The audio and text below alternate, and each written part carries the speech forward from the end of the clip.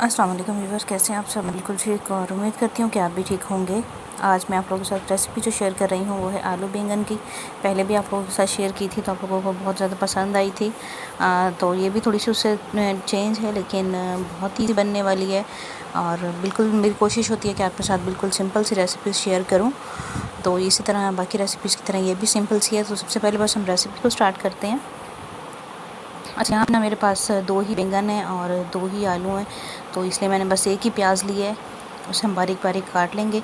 तो बस हम इसे सॉफ्ट लेंगे। इसे हमने कोई कलर वगैरह ऐसा नहीं देना, तो बस थोड़ा सा सॉफ्ट ही करना है। और उसके बाद जो है हम इसमें अदरक लहसुन का पेस्ट डाल देंगे। हरी मिर्ची भी मैंने इसी में ही कूट ली थी। तो थोड़ी देर इसे अच्छे से मिक्स करेंगे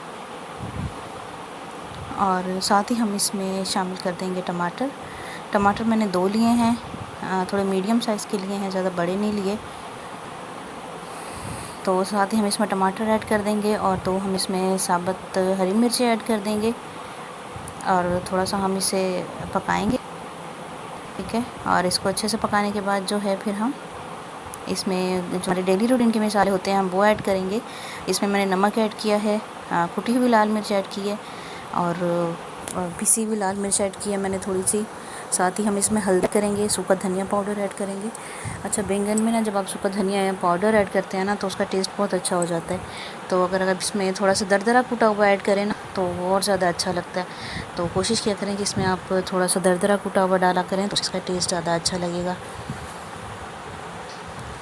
तो बस अभी इसको हम सालन को अच्छे से मिक्स करेंगे। थोड़ी देर इसकी हम भुनाई करेंगे ताकि जो टमाटर हैं वो भी सॉफ्ट हो जाएं। अच्छा, इसके बाद मैंने इसमें आलू ऐड कर दिए हैं। आलू ऐड करने के बाद जो है इस पर हम थोड़ा सा इसको ना, अभी हल्का पानी था लेकिन मैंने आलू ऐड कर दिया। उससे ये है कि आलू की जैसे जैसे साथ भुनाई होगी ना, मसाला भी साथ मैश होता जाएगा और आलू भी गल जाएंगे। तो ढक्कन दे के रख देंगे हम इसे थोड़ी देर। ये देखें, आलू जो हैं वो भी अच्छे से थोड़े से भुन गए हैं।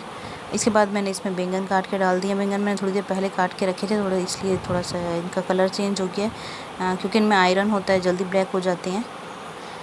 तो अभी बस अच्छा, अभी इसमें ऐसा लग रहा है कि इसमें तब बर्तन छोटा है और नहीं इसमें बनेगा, लेकिन हम इसे अभी थोड़ा सा ढक्कन दे के रख देंगे। उससे ये होगा कि तो जैसे ही बस ये थोड़े से सॉफ्ट होंगे ना तो ये बिल्कुल सेट हो जाएंगे। तो बस अभी मैंने इसको थोड़ा सा मिक्स किया है हल्के हाथ से और उसके बाद जो है हम इस पर ढक्कन दे के रख देंगे।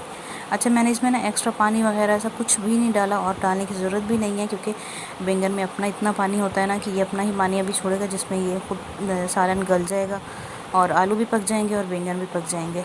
तो हमें एक्स्ट्रा पानी डालने की बिल्कुल भी कोई ज़रूरत नहीं है।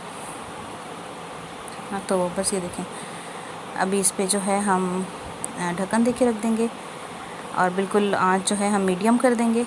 ये देखें, तो बैंगन जो है वो भी सॉफ्ट हो गए हैं, पानी भी है इसमें। अब हमें इसको इतनी देर पकाना है कि ऑयल अब बिल्कुल सेपरेट हो गया है और सालन हमारा बिल्कुल रेडी हो गया। अब इस पर हम थोड़ा सा गरम मसाला छिड़क देंगे। तो ये थी हमारी आज की रेसिपी। आपको कैसी लगी मुझे कमेंट में ज़रूर बताइएगा।